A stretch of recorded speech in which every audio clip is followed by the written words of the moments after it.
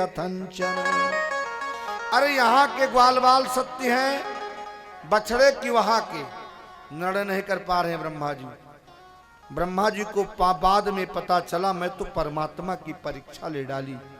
ब्रह्मा जी को बड़ी ग्लानि हुई और ब्रह्मा जी ने भगवान की 42 श्लोकों में बड़ी दिव्य स्तुति की, लेकिन भगवान ने ब्रह्मा जी को क्षमा नहीं किया। क्यों? ब्रह्मा जी भगवान के मित्रों को भगवान से अलग कर दिया। अच्छा, परमात्मा उसी के ऊपर कृपा करता है जो समाज को जोड़ता है, और जो समाज को अलग करता है परमात्मा की दृष्टि में वो महामानव नहीं है। समाज को जोड़ने का काम करना चाहिए, ना कि समाज को तोड़ने का काम करना चाहिए। तो ब्रह्मा जी ने क्या किया, भगवान के मित्रों को एक वर्ष के लिए ब्रह्मा जी भगवान से अलग कर दिया। इसलिए ब्रह्मा जी को बड़ी पीड़ा है, भगवान को बड़ी पीड़ा हुई और ब्रह्मा ने जाकर के स्तुति की।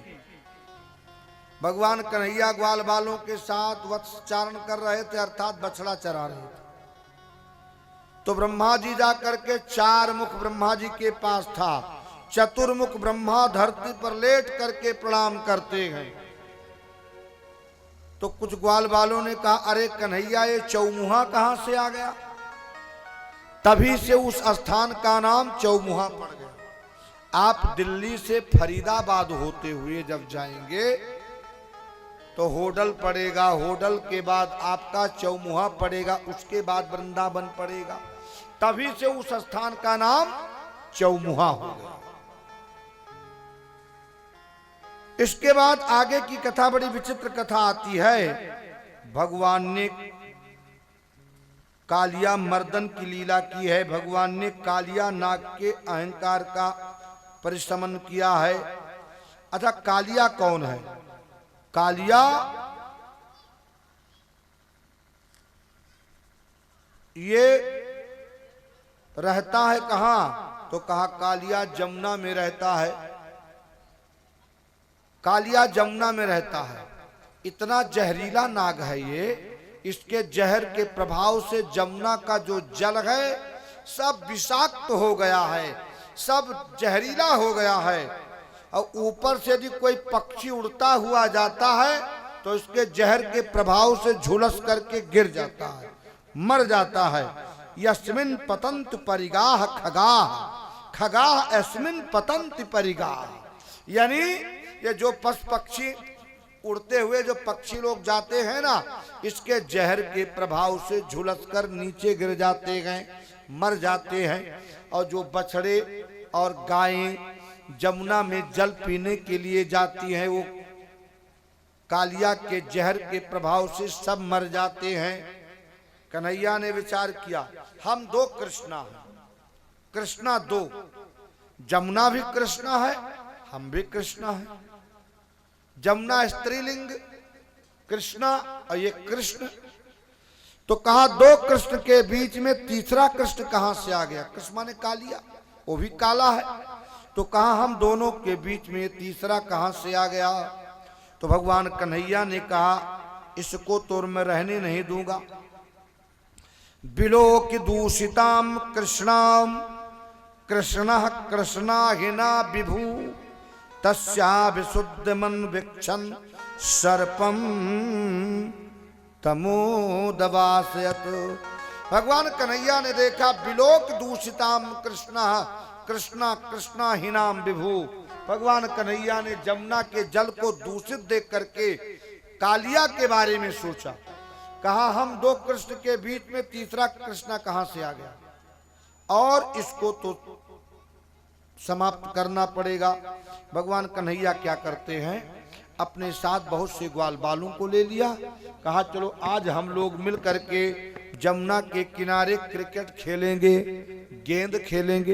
ये जो क्रिकेट खेलने की पद्धति है ये आज से नहीं है, ये अनादिकाल से गेंद खेला जाता है, क्रिकेट की लीला चल रही है।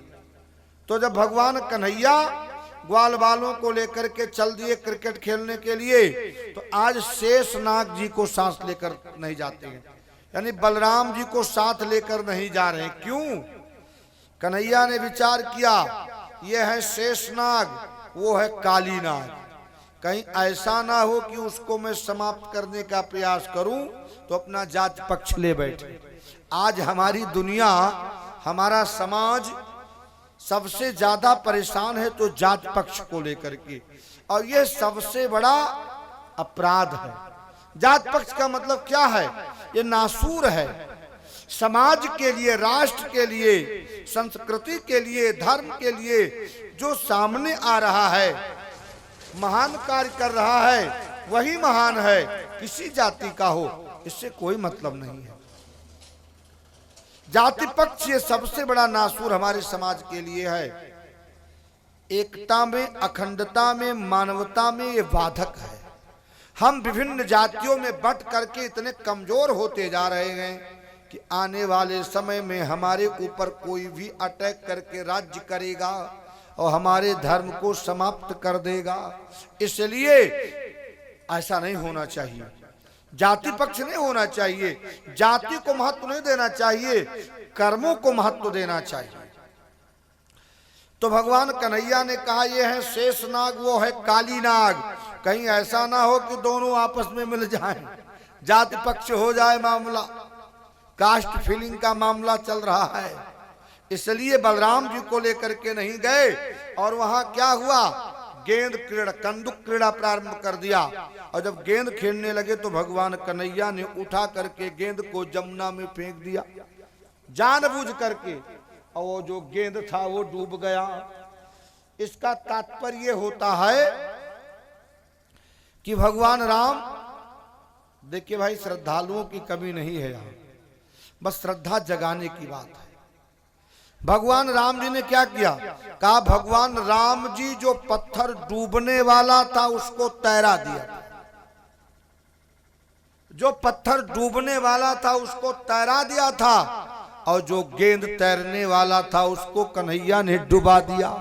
ठीक उल्टा, गेंद कभी डूबता नहीं है, लेकिन कन्हैया ने क्या किया, जो गेंद तैरने वाला था उसको डुबा दिया, और भगवान राम ने क्या किया था, जो पत्थर डूबने वाला था उसको तैरा दिया था। यही तो भगवान की लीला है। और जब जमुना में फेंक दिया गेंद तो श्री दामा ने कहा, अरे कन्हैया, तुमने तो मेरे इतने कीमती गेंद को जमुना में फेंक दिया, अब निकाल कर तुमको हिलाना पड़ेगा। कन्हैया ने दौड़ लगाई, कदम के डाल पर चढ़ गए, और जैसे जमुना में कूदना चाहा, ग्वाल बालों ने कहा, अरे कन्हैया, मैं तो हंस रहा था, इस जमुना में तो जहरीला नाग है, कहीं तू कूद जाएगा तो काट लेगा, या उसके जहर से तू झुलस जाएगा। कन्हैया ने कहा, नहीं मित्र, अब तो मैं गेंद लेकर ही आऊंगा। और कन्हैया ने क्या किया, जमुना में कूद पड़े, और यहाँ मैया यशोदा को अपशगुन होने लगा। कभी कभी ऐसी स्थिति आती है, देखने को मिलता है कि किसी के बच्चे के जीवन में जब कोई संकट आने वाला होता है तो उसके माता को अपशगुन होने लगता है, उसको सूचना मिल जाती है कि हो ना हो मेरे बच्चे पर कोई संकट आ गया हो। माताओं को सूचना पहले से मिल जाती है। तो यशोदा मैया को आज अपशगुन हो रहा है। इधर ग्वाल बाल दौड़े दौड़े गए, भजन को तैयार करना है। ग्वाल बाल दौड़े दौड़े जाते हैं, और ग्वाल बालों ने क्या किया, कहा, अरे मैया, तेरा कन्हैया तो आज जमुना में गिर गया। मैया यशोदा बेहोश हो गई। नंद बाबा को मालूम हुआ, वो भी बेहोशी स्थिति में आ गए। जब होश आया तो सब चिल्लाते दौड़ते रोते बिलखते कहाँ पहुंच गए, सब जमुना के किनारे पहुंच गए। सारे ग्वाल बालों के साथ सब इंतजार कर रहे हैं, आपस में विचार कर रहे हैं, ऐसा तो नहीं कि मेरे लाला को नाग ने काट लिया, मृत्यु हो गई। लेकिन भगवान कन्हैया जब जमुना में प्रवेश किया तो कालिया की जो पत्नियां थी, नाग पत्नियां, उन नाग पत्नियों ने क्या किया, बोलिए भक्त वत्सल भगवान की जय हो। उन नाग पत्नियों ने कन्हैया को देखा, कहा, अरे लाला, तेरा शरीर इतना सुंदर है, इतना सुकोमल है, इतना मधुर है, कहीं ऐसा ना हो कि मेरे स्वामी के जहर के प्रभाव से तेरा शरीर जल करके झुलस जाए। इसलिए मैं तो यही बताना चाहती हूं, अरे लाला तू एक काम कर, हमारे स्वामी सो रहे हैं, जब तक जगते नहीं हैं तब तक तू छोड़ करके जमुना से निकल जा, नहीं तो मेरे स्वामी कहीं जग गए तो बड़ा प्रभाव उसका उल्टा हो जाएगा। कन्हैया ने कहा, अरे मैया तू मुझको बचाएगी नहीं।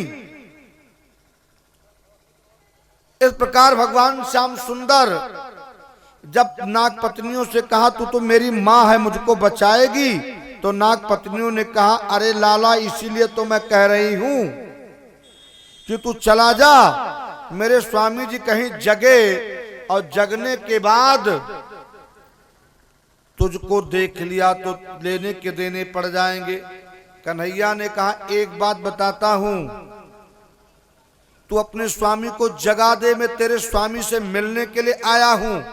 नाग पत्नियों ने कहा, बेटा तू जिद क्यों कर रहा है, तेरा शरीर इतना कोमल है और मेरे स्वामी के जहर के प्रभाव से तेरा शरीर जल करके भस्म हो जाएगा, तू क्यों जिद कर रहा है।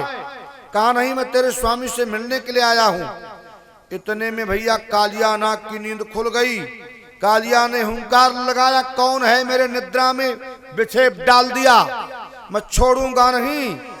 इतने में कालिया जग जाता है और दौड़ करके उछाल मार करके कन्हैया को अपने शरीर से लपेट लिया। एक बार कोई नाग किसी को लपेट ले तो छूटता नहीं है। सर्प का नाम भोगी होता है, सर्प का मतलब भोगी। मेघनाथ को लपेट लिया था, राम जी को लपेट लिया था, तो गरुड़ जी ने आकर के छुड़ाया था। कन्हैया को लपेट लिया। अब तो नाग पत्नियां रोने लगी, कहीं ऐसा ना हो कि ये बेचारा जलकर भस्म हो जाए। कालिया ने इतना जहर बमन करना प्रारंभ कर दिया कि वो जहर अग्नि के तरह लपट फेंक रहा है और जल के ऊपर लपटें निकलने लगी और जितने ग्वाल बाल थे सब चीत्कार मारकर रोने लगे कि हो सकता मेरे कन्हैया को कालिया ने समाप्त कर दिया हो। भगवान कन्हैया ने कहा, कालिया अब तेरा अंत समय आ गया। भगवान कन्हैया ने क्या किया, अपने शरीर को बढ़ाया, महिमा सिद्धि का प्रयोग किया और जब शरीर को बढ़ाया तो शरीर जब बढ़ाने लगे कन्हैया तो उस कालिया की हड्डियां चरचराने लगी। थोड़ा बंधनों में ढीलापन आया, बंधनों में थोड़ा ढीलापन आया तो कन्हैया उछाल मार करके बाहर निकल आए और कूद करके उसके फन पर चढ़ गए। अब वो क्या कर रहा है, जैसे जैसे भगवान को काटने का प्रयास करता है भगवान वैसे वैसे उसके फनों पर नृत्य करने लगे। अच्छा, बड़े बड़े नटों को, बड़े बड़े सर्कस वालों को हम लोग देखते हैं, देखे होंगे कि वो रस्सियों पर चलते हैं, कलाबाजी करते हैं, लेकिन कन्हैया के जैसा आज तक किसी ने नृत्य नहीं किया है। और किस प्रकार कन्हैया नृत्य कर रहे हैं, जैसे भगवान शिव ने तांडव नृत्य किया था। और भगवान कन्हैया जब तांडव नृत्य करने लगे तो कालिया के पास 100 फन था, एक एक फन टूटने लगे। कालिया बहुत ताकतवर था, लेकिन भगवान के शरीर में, भगवान के उदर में सारा ब्रह्मांड समाया हुआ है, तो भगवान पूरे ब्रह्मांड के भार को लेकर के नृत्य कर रहे हैं। और जब पूरे ब्रह्मांड के भार को लेकर के नाचना शुरू कर दिया तो कालिया को ऐसा लगा कि अब प्राण निकल जाएंगे। तो सूरदास जी ने अपने पद में बड़ा प्यारा भाव व्यक्त किया, तांडव गत मुंडन पर नाचत गिरधारी, तांडव गत मुंडन पर नाचत गिरधारी, तांडव गत मुंडन पर नाचत गिरधारी, तांडव गत मुंडन पर नाचत गिरधारी, ओ तांडव गत मुंडन पर नाचत गिरधारी, तांडव गत मुंडन पर नाचत गिरधारी। ताली बजाइए आप लोग।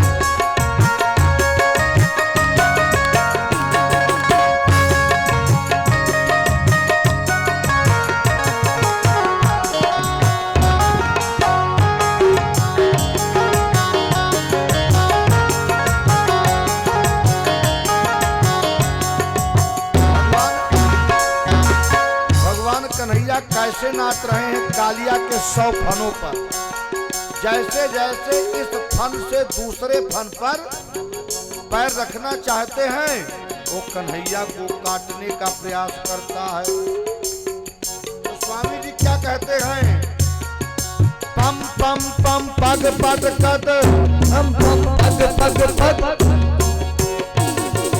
पम पम पम पग पग कद, पम पम पग पग पग, पम पम पम फनानी पर, पम पम पम पार भर, पम पम पग पग कद, पम पम पग पग पग, पम पम पम फनानी पर, पम पम पम पार भर, बिम बिम बिम बिनति करत, बिन बिन बिनत करत, बिम बिम बिम बिनति करत नाग बधुआरी, तांडव गत मुंडन पर नाचत गिरधारी, तांडव गत मुंडन पर नाचत गिरधारी।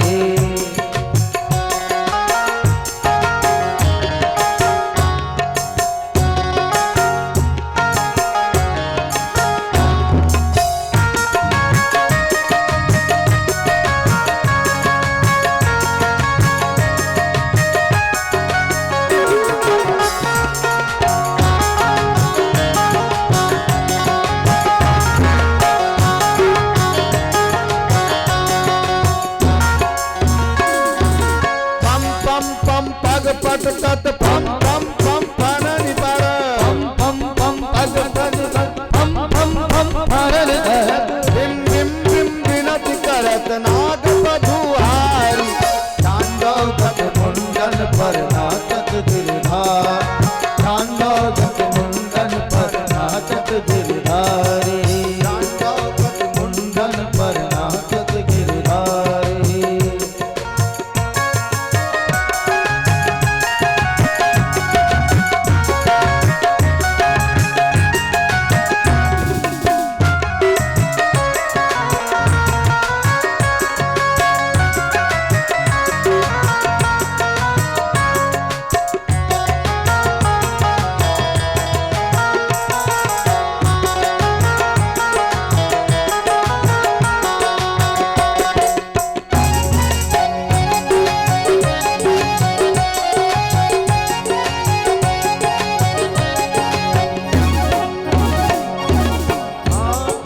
ससिक ससिक सनकादिक, ससिक ससिक सनकादिक, नन्नन नारद मुनि, नन्नन नारद मुनि, ससिक ससिक सनकादिक, ससिक ससिक सनकादिक, नन्नन नारद मुनि, नन्नन नारद मुनि, मम मम मम महादेव, मम मम महादेव, बम बम बलिहारी, तांडव गत मुंडन पर नाचत गिरधारी, तांडव गत मुंडन पर नाचत गिरधारी, तांडव गत मुंडन पर नाचत गिरधारी, तांडव गत मुंडन पर नाचत गिरधारी। प्रेम से ताली बजाइए आप लोग।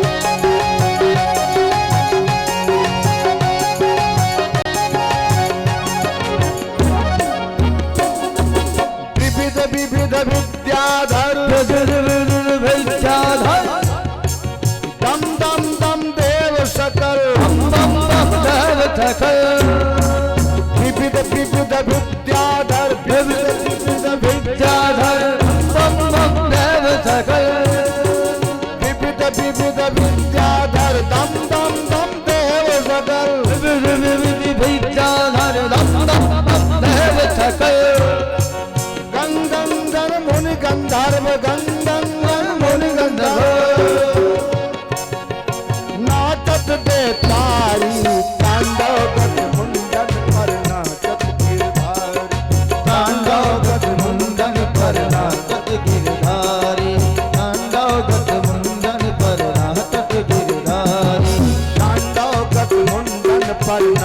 नाचत गिरधारी तांडव गज मुंडन पर नाचत गिरधारी तांडव गज मुंडन पर नाचत गिरधारी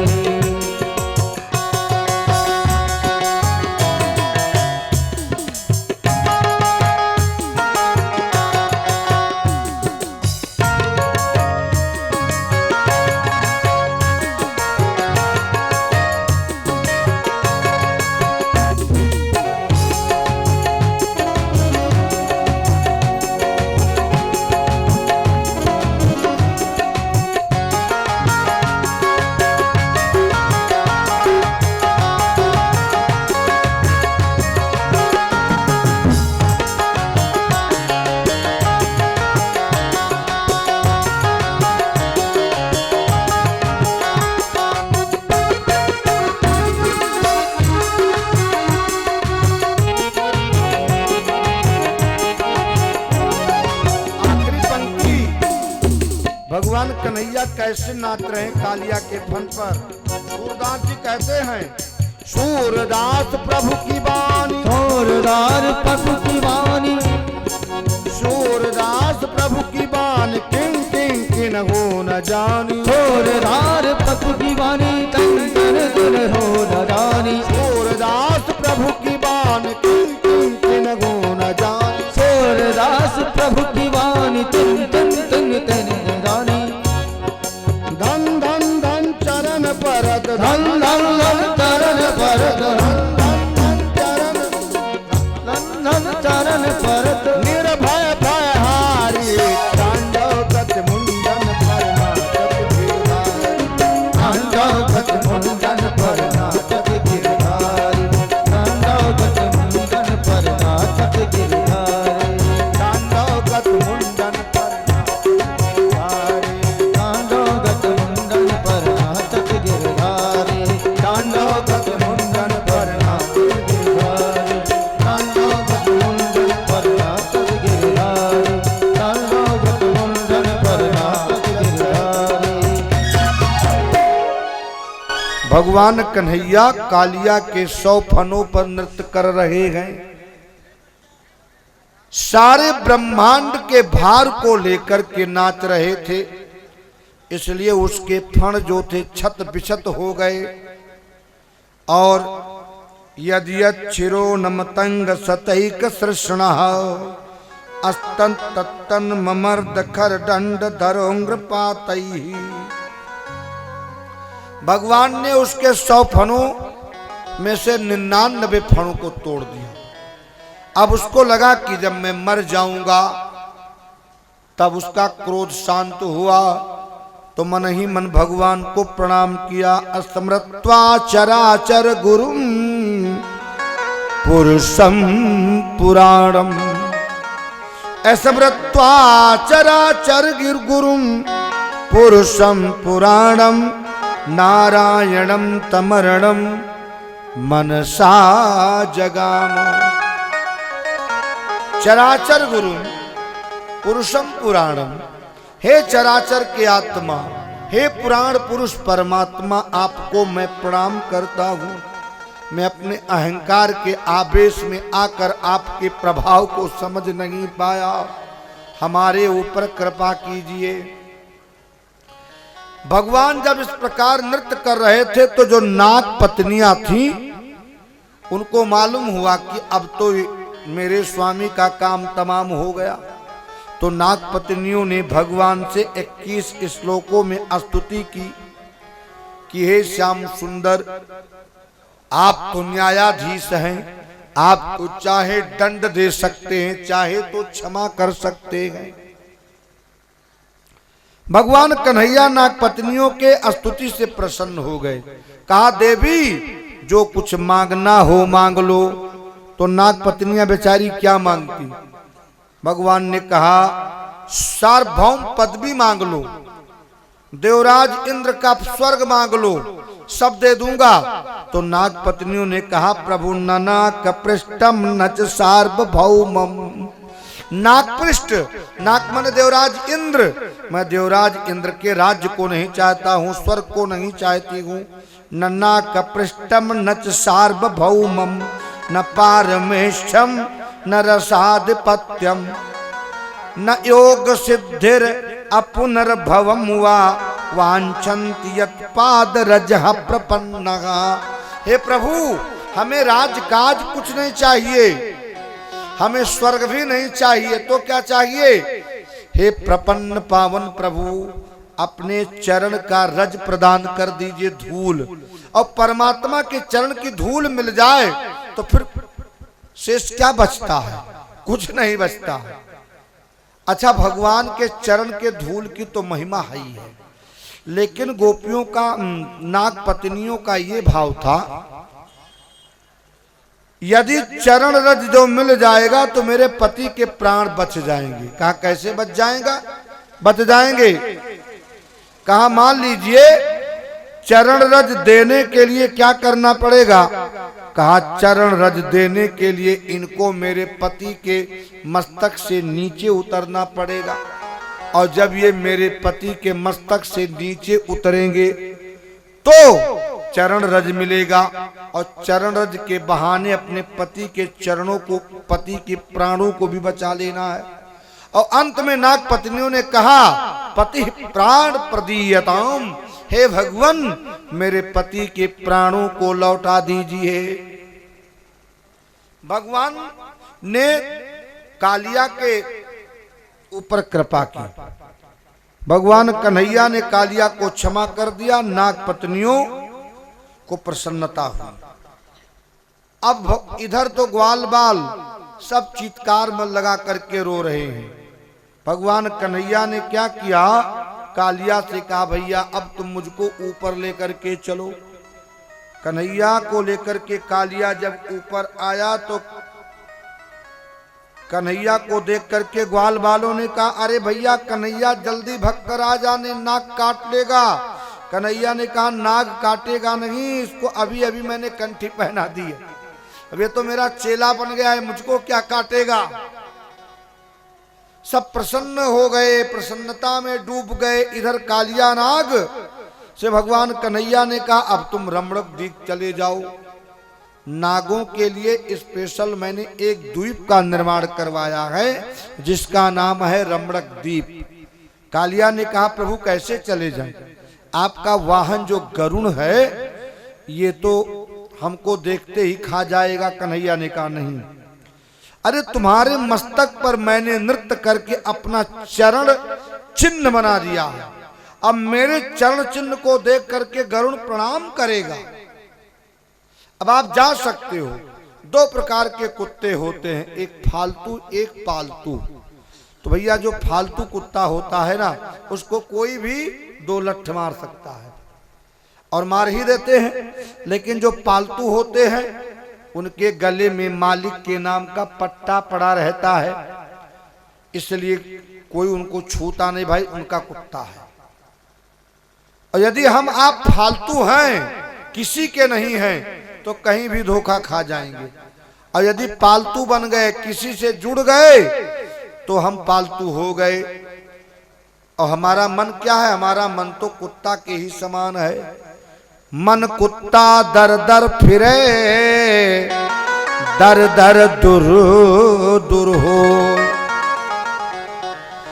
मन कुत्ता दर दर फिरे, दर दर दुर दुर हो। एक एक ही दर पर टिक रहे, दूर दूर कहे न कोई। हमारा मन भी इसी प्रकार है कुत्ता की तरह, कहीं यहाँ तो कहीं वहाँ तो कहूँ वहाँ, कहीं संगीत के लिए तो कहीं रूप के लिए तो कहीं रंग के लिए, कहीं भोग के लिए, इधर उधर भटकता रहता है। और कहीं भगवान के पास टिका रहा तो सम्मान हो जाएगा। तो कालिया अपने परिवार के समेत रमणक द्वीप जाता है। भगवान ने कालिया के 100 फनों में से 99 फन तोड़ दिया। क्यों? ये 100 का मतलब क्या हुआ? कहा 100 का मतलब हुआ माया। हर व्यक्ति 100 पूरा करने में लगा है, 99 के चक्कर में कि 100 कैसे पूरा हो जाए। लेकिन 100 नहीं पूरा होता है, व्यक्ति 100 बन जाता है। 100 माने लाश।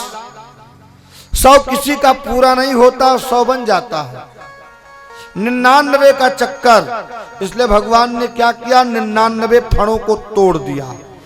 इसका अभिप्राय ये होता है यदि हम आप परमात्मा से जुड़ जाएं और 99 का चक्कर छोड़ दें तो परमात्मा मिल जाएगा। लेकिन कोई भी ऐसा व्यक्ति नहीं है जो 99 का चक्कर छोड़ दे।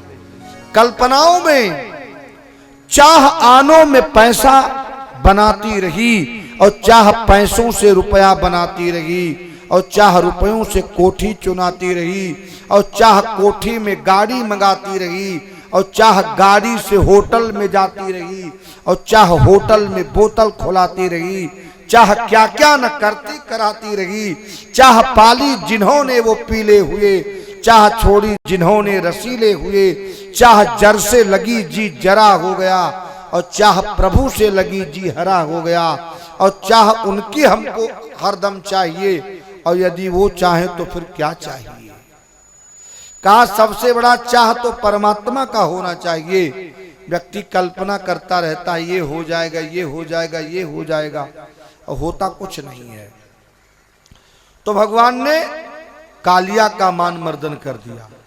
जमुना है भक्ति, भक्ति में कामना नहीं होनी चाहिए, भक्ति में प्रवृत्ति नहीं होनी चाहिए, तब भक्ति सार्थक होती है। आगे की कथा आती है, भगवान ने अग्नि का पान करके ग्वाल बालों की रक्षा की।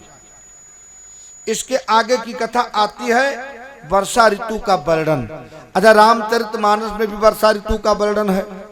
अरण्य कांड के उत्तरार्ध में भगवान राम जी परवर्षण पर्वत पर जाते हैं और वहां वर्षा ऋतु का वर्णन, वर्षा ऋतु के माध्यम से लक्ष्मण को दिव्य उपदेश देते हैं।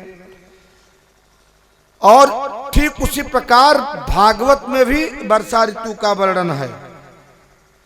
यानी भागवत के 10वें स्कंद के 20वें अध्याय में वर्षा ऋतु का वर्णन है। आगे की कथा आती है, भगवान ने यज्ञ पत्नियों के ऊपर कृपा किया है। उसके बाद बेणु गीत की कथा आती है। बोलिए भक्त वत्सल भगवान की जय हो। कन्हैया क्या करते हैं तो कहा कन्हैया बंसी बजाते हैं। देखिए वृंदावन में 3 का महत्व है, रेणु का, बेणु का, धेनु का। रेणु माने ब्रजरज धूल, बेणु माने बंसी, धेनु माने गाय। 3 का महत्व है और कन्हैया ने तीनों को महत्व दिया है। आज भगवान कन्हैया क्या करते हैं तो आज भगवान श्याम सुंदर बेणु बजा रहे हैं, मधुबन में जाकर के बंसी बजाते हैं। बरहा पीडम नटवर बपु कर्णयो कर्णिकारम बिभ्रदवासा कनक कपिशं वैजयंतीं चमालां रंध्रान वेणोर्धर सुधया पूरयन गोप वृंदैर वृंदारण्यम स्वपद रमणम प्रापिसद गीत कीर्ति। बरहा पीडम, आपीडम बरहा, आपीड माने पंख, बरहा माने मयूर। भगवान कन्हैया मयूर के पंख को धारण किए हैं। नटवर बपु, बपु माने शरीर, नटवर माने नाचना। भगवान कन्हैया का शरीर नृत्यमय है। कर्णयो कर्णिकारम, उनका जो कान है, कान में कनेर के फूलों को लगा रखा है, मंद मंद मुस्कुरा रहे हैं। करोड़ों करोड़ों कामदेव भगवान के सुंदरता को देख करके लज्जित हो जाए। ऐसे भगवान कन्हैया बंसी वादन कर रहे हैं और वृंदावन में प्रवेश कर रहे हैं। ये भगवान का सौंदर्य है। भगवान कन्हैया ने क्या किया, बंसी बजाया है। इत वेणुरवम राजन सर्वभूत मनोहरम। भगवान कन्हैया ने ऐसी बंसी बजाई कि जितने भूत प्राणी थे संसार में सब मुग्ध हो गए। और कन्हैया की बंसी बजने लगी जब, तो स्वर्ग की अप्सराएं अपने विमानों पर बैठ करके आ जाती हैं। भैया आजकल का सामान्य संगीत बजता है तो दुनिया वाले सुनने के लिए आ जाते हैं। और कन्हैया ने कैसा संगीत बजाया होगा, कैसा शास्त्रीय संगीत रहा होगा। देवांगनाएं, उर्वशी, रंभा, पूर्वचित्ती, मेनका, ये सारी अप्सराएं अपने अपने विमानों पर बैठ करके नीचे चली आती है और कन्हैया के बंसी को सुन करके मुग्ध हो जाती हैं। भगवान कन्हैया बंसी बजाने लगे और कन्हैया के बंसी के धुन को सुन करके जो घनीभूत है, पत्थर घनीभूत है, वो द्रवीभूत हो गया, पिघलने लगा। अब आप बताइए कैसा संगीत होगा कि जैसे संगीत बजने लगे और उस संगीत से पत्थर पिघल जाए, पानी हो जाए, इससे बढ़कर के संगीत और कौन होगा। कन्हैया की जब बंसी बजने लगी तो जो घनीभूत पत्थर था वो द्रवीभूत हो गया, पिघलने लगा, पानी होने लगा। और जमुना जो द्रवीभूत थी, पानी वो पत्थर के समान हो गई। कन्हैया की बंसी बजते बजते जमुना घनीभूत पत्थर हो गई। पत्थर के बाद फिर द्रवीभूत, फिर जल की तरह। जमुना ने विचार किया आज मेरे प्रेतम मुझे बुला रहे हैं। जमुना मैया की धारा कन्हैया के बंसी को सुन करके धीरे धीरे कन्हैया की तरफ बहना प्रारंभ कर दिया। इधर कन्हैया की जब बंसी बजने लगी तो कन्हैया की जो गायें थीं, इन गायों के स्तनों से दूध टपकने लगा, अपने आप दूध गिरने लगा। तो जमुना का जल, गायों का दूध, इधर जो वृंदावन में वृक्ष हैं, वृक्षों ने सोचा आज हम लोग मानव होते तो हम भी अपने श्याम सुंदर के लिए कुछ ना कुछ जरूर अर्पण करते। तो ईश्वर ने तो मुझको जड़ बना दिया है, मैं हिल नहीं सकता हूं, डोल नहीं सकता हूं, तो क्या करें, कैसे ठाकुर जी की सेवा करें। तो जब कन्हैया की बंसी बजने लगी तो जिन टहनियों में फूल नहीं था, कली नहीं था, उसमें कली हो गया, और जो कली था वो पुष्प हो गया, जो पुष्प था वो फल हो गया, जो फल था वो पक गया, जो पका था वो टपक गया, कन्हैया की बंसी बजने के प्रभाव से। अब बताइए कैसा संगीत रहा होगा। वृक्षों ने क्या किया, वृक्षों ने कहा चलो चल तो नहीं पाऊंगा कन्हैया के सम्मान में, तो पत्र पुष्प फल जो कुछ मेरे पास है यहीं पर गिरा दो। अब वृक्षों का पत्र पुष्प फल और उधर जमुना का जल, गायों का दूध, ये सब बहते बहते बहते बहते कन्हैया के चरणों में आ गया और कन्हैया के चरणों को धुलना प्रारंभ कर दिया। ये कन्हैया के बंसी का महत्व है, कन्हैया के बंसी वादन का महत्व है। अरे बंसी बजाई गयो श्याम रे, मुझसे नैना मिलाई के। ओ बंसी बजाई गयो श्याम रे, मुझसे नैना मिलाई के। बंसी बजाई गयो श्याम रे, मुझसे नैना मिला के। बंसी बजाई गयो श्याम रे, मुझसे नैना मिला के।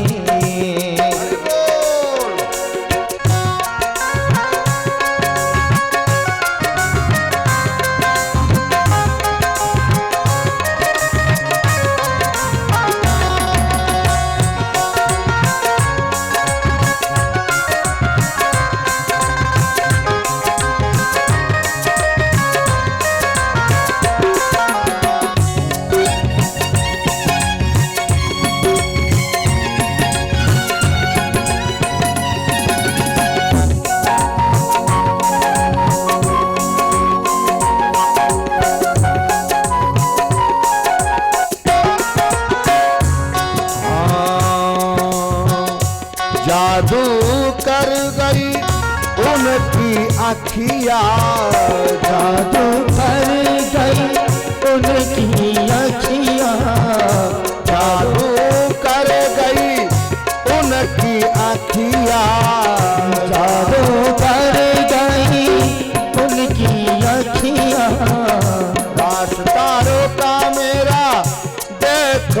सखिया रास्ता का मेरा देखो सखिया, हाँ मटकी गिराई गयो श्याम रे मुझसे नैना मिलाई के। मटकी गिराई गयो श्याम रे मुझसे नैना मिला की। बंसी बजाए गयो श्याम रे मुझसे नैना मिलाई। जय हो बंसी बजा गयो श्याम रे मुझसे नैना मिला की।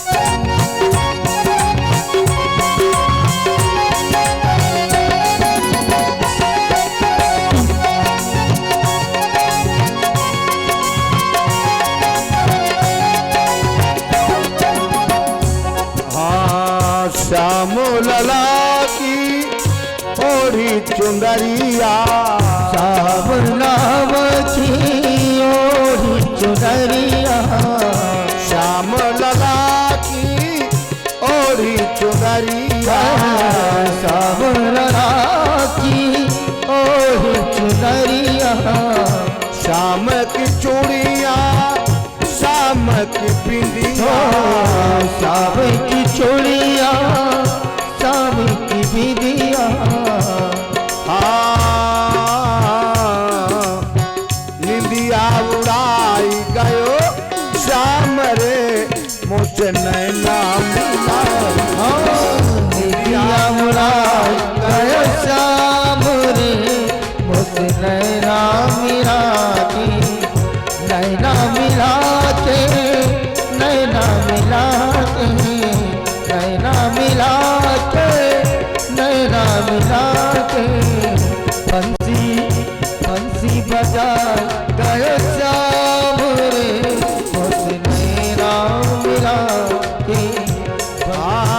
बंसी बजाए गयो श्याम रे मुझसे नैना मिलाई। बंसी बजा गयो श्याम रे मुझसे नैना मिला के। हरि बोल, प्रेम से ताली बजाइए।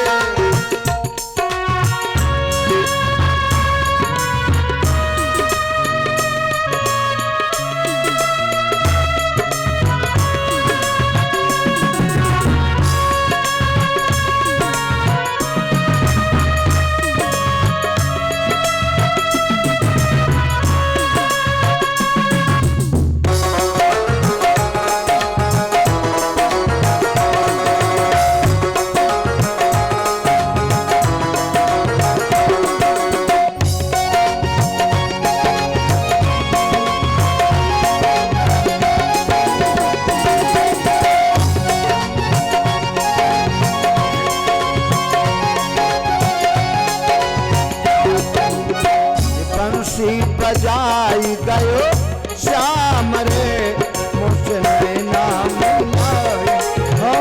बंसी बजा गयो श्याम रे मुझसे नैना मिला की। दिया चुराई गयो श्याम रे मुझसे नैना मिलाई। निंदिया चुरा गयो श्याम रे मुझसे नैना मिला की। बंसी बजा गयो श्याम रे मुझसे नैना मिला की। दिया चुराई गयो श्याम रे मुझसे नैना मिलाई। आगे की कथा बड़ी विचित्र आती है। भगवान ने गोवर्धन लीला लेकिन चखने के लिए नहीं दे रही है। क्या मुझे खाने को नहीं मिलेगा? नंद बाबा ने कहा हम लोग साल में एक बार देवराज इंद्र की पूजा करते हैं, इसलिए पहले इंद्र की पूजा हो जाएगी तब खाने को मिलेगा। जैसे आजकल छोटे छोटे बच्चे जब घर में कोई पूजा होता है और माताएं बहनें जब बढ़िया बढ़िया भोजन बनाती हैं ना, और जब छोटे छोटे बच्चे लगे रहते हैं खाने के लिए, तो माताएं कहती हैं बेटा पहले जय जय हो जाएगा तब खाने को मिलेगा। अब कन्हैया ने बाबा से पूछा, बाबा किसकी जय जय हो जाएगी? कन्हैया ने कहा हम लोग देवराज इंद्र की पूजा करते हैं। तो कहा पूजा से क्या मिलता है? कहा देवराज इंद्र वर्षा करते हैं, हरी हरी घास होती है, गैया हरी हरी घास खाती है तो दूध देती है। कन्हैया ने कहा बाबा एक बात बताओ, मान लीजिए आधे ग्वाला पूजा कर दें आधे ना करें, तो कहा जो पूजा करेंगे उनके यहाँ पानी की वर्षा होगी और जो नहीं करेंगे उनके यहाँ वर्षा नहीं होगी। नंद बाबा ने कहा कन्हैया है तो तू नेक सा छोरा, लेकिन तेरी बात तो बुढ़ों से भी ज्यादा अच्छी लगती है, तेरी क्या इच्छा है? कन्हैया ने कहा ये इंद्र उन्द्र कुछ नहीं देता हम लोगों को, अरे व्यक्ति जैसा कर्म करता है उसके फल उस कर्म के अनुसार फल मिलता है। कर्मणा जायते जंतु, कर्म से फल मिलता है। कर्मणा जायते जंतु कर्मणैव विलीयते, सुखम दुखम भयम क्षेमम कर्मणैवाभिपद्यते। व्यक्ति जैसा कर्म करता है उसके अनुसार उसको फल मिलता है। कोई किसी को सुख और दुख नहीं देता है। नंद बाबा ने कहा तो तू बता किसकी पूजा की जाए? तो कन्हैया ने कहा मेरे दृष्टिकोण में तो गो विप्रानल पर्वता, जो प्रत्यक्ष देवता है वो गाय, गौ माता की पूजा किया जाए तो फल मिलेगा। भाला न मारा जाए, पूजा किया जाए। और भैया भाला का प्रहार होता है क्या होगा? किसी ने कहा कोरोना था, हमने कहा कोरोना नहीं था, काउरोना था। काऊ माने गाय, ये कोरोना ने काउरोना था। सृष्टि के चक्र को रोक दिया। अब ऐसा काउरोना पैदा होगा कि महाप्रलय हो जाएगा यदि गौ माता की ही दशा रही तो कहा कोरोना नहीं था, एक काउरोना था। हमारे दृष्टिकोण में जो देवता है गो विप्रानल पर्वता, देवताओं की पूजा की जाए, ब्राह्मणों की पूजा की जाए, गायों की पूजा की जाए। जो गोवर्धन भगवान है इनकी पूजा की जाए। का गोवर्धन, गोवर्धन का मतलब गो माने गाय, वर्धन, यहाँ गायों का संवर्धन होता है। गोवर्धन के तलहटी में गायें जाती हैं, घास खाती हैं, चरती हैं, तो इनको शक्ति प्राप्त होती है। तो इसलिए जहां से कुछ मिल रहा है उनकी पूजा करनी चाहिए। अच्छा गोवर्धन की पूजा क्यों कराई? गोवर्धन की पूजन कराने का मतलब वनस्पतियों की पूजा कराई, वृक्षों की पूजा कराई। आज हमारी सृष्टि किसी पर आधारित है तो वृक्षों पर आधारित है। जीवन, जीवन से वन निकाल दीजिए तो जीवन बेकार हो जाएगा। आज सुरक्षित है हमारा जीवन तो पर्यावरण पर, और पर्यावरण के ऊपर बड़ा कुठाराघात हो रहा है। यत्र तत्र वन कट रहे हैं, वृक्षावलियां समाप्त हो रही हैं, और यदि वृक्ष समाप्त हो जाएंगे तो जीवन समाप्त हो जाएगा। तो वनस्पतियों की पूजा करा करके भगवान कन्हैया ने बताना चाहा प्रकृति की सुरक्षा कीजिए, और जब हम प्रकृति की सुरक्षा करेंगे तो प्रकृति हमारी सुरक्षा करेगी। सारे ग्वाल वालों से कहा नंद बाबा ने हम लोग चल करके गोवर्धन भगवान की पूजा करेंगे। जिसके पास जो कुछ था सब लेकर के पहुंच गए। भगवान कन्हैया गोवर्धन के पास पहुंचे, सारे ग्वाल बाल पहुंचे। कहा भैया कन्हैया बता तेरे देवता की पूजा कैसे करनी पड़ेगी? कन्हैया ने कहा सबसे पहले तो मेरे देवता को स्नान कराना पड़ेगा। काहे भगवान ये 7 कोष का देवता, इसको स्नान कराने में कितना मेहनत लगेगा? कहने स्नान तो कराना पड़ेगा। अब भैया जितने ग्वाला थे सब उठा उठा करके मटका जमुना से पानी ला ला करके गोवर्धन को स्नान कराने लगे। अब 7 कोष का पहाड़ आसान तो है नहीं, गोवर्धन की मूंछ भी नहीं गीली हो पा रही है। ग्वाल बाल बेचारे थक गए। का कन्हैया मेरे बस की बात नहीं है इतने बड़े देवता की पूजा करना। अरे पूजा करने के लिए स्नान कराना पड़ेगा। हजारों मटका पानी डाल दिया गया, असर नहीं हुआ तो कैसे इसका स्नान कराया जाए। कन्हैया को दया आ गई। कन्हैया ने क्या किया, मन ही मन मानसी गंगा को बुलाया और मानसी गंगा प्रकट हो गई। बोलिए मानसी गंगा की जय हो। मानसी गंगा प्रकट हुई। सारे ग्वाल बालों ने गोवर्धन भगवान की पूजा की और कहा भाई जो कुछ आप लोग लेकर के आए हो खिलाने के लिए, अब जितने ग्वाल बाल हैं 56 प्रकार का भोजन लेकर के सब आए। पकौड़ी, कचौड़ी, मगौड़ी, हलवा, मालपुआ, पूरी सब लेकर के आए हैं। बोलिए भक्त वत्सल भगवान की। भगवान कन्हैया एक रूप से चतुर्भुज रूप धारण करके प्रकट हो गए। शंख चक्र गदा पद्म लेकर के मुंह फैला दिया। अरे ब्रजवासियों जो कुछ तुम्हारे पास हो सब मेरे मुख में डाल दो।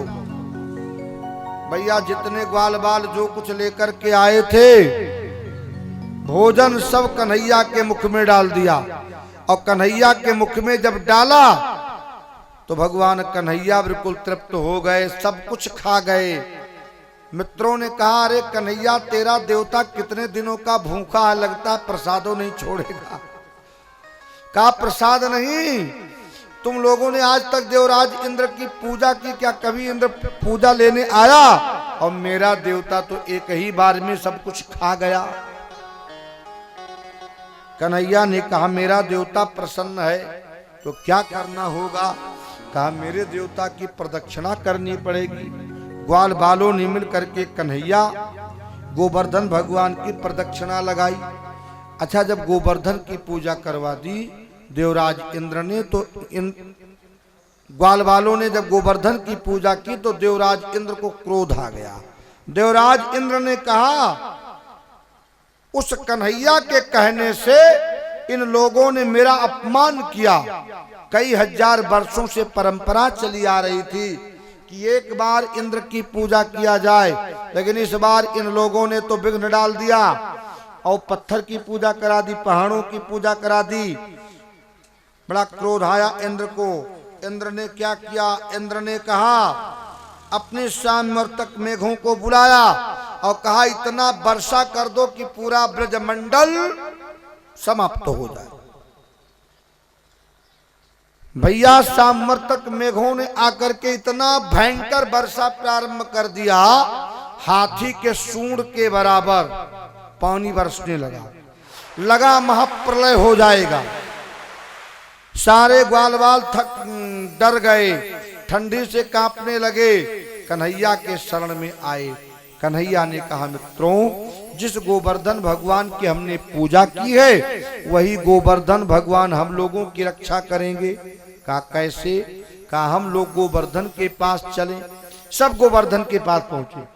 भगवान कन्हैया ने देखते ही देखते खेल ही खेल में 7 कोस के पर्वत को उठा करके और अपने कनिष्ठिका उंगली यानी कानी उंगली पर उठा लिया। आज भी बहुत लोग अपने आप को भगवान मानते हैं। भगवान कन्हैया 7 कोस के पहाड़ को 7 दिन 7 रात्रि तक अपने कानी उंगली पर धारण करके रखा। मैं कहता हूं को कोई 7 किलो का पत्थर 7 घंटा रख कर दिखा दे मैं मान। भगवान तो हर व्यक्ति बनने के लिए तैयार है। 7 दिन 7 रात्रि तक भगवान गोवर्धन को अपने कनिष्ठिका उंगली पर धारण करके रखा। कन्हैया ने जब गोवर्धन को उठा लिया तो ग्वाल बालों ने विचार किया हमारे श्याम सुंदर ने राष्ट्र के सुरक्षा को लेकर के गोवर्धन को उठा लिया तो हमारा भी धर्म बनता है सहयोग करने के लिए। तो किसी ने डंडा लगा दिया तो किसी ने कंधा लगा दिया। फिर गायों ने विचार किया हमारे कन्हैया ने वृंदावन के भूमि को बचाने के लिए, यहाँ के ग्वाल बालों और बछड़ों गायों को बचाने के लिए 7 कोस के पहाड़ को कनिष्ठिका उंगली पर उठा लिया, तो ग्वाल बालों ने सहयोग दिया, डंडा कंधा लगा दिया। तो हम लोगों का भी धर्म बनता है कुछ करने के लिए, तो गायों ने क्या किया, अपनी अपनी सींग लगा दी। अच्छा देखिए, इससे हम आपको एक संदेश मिलता है।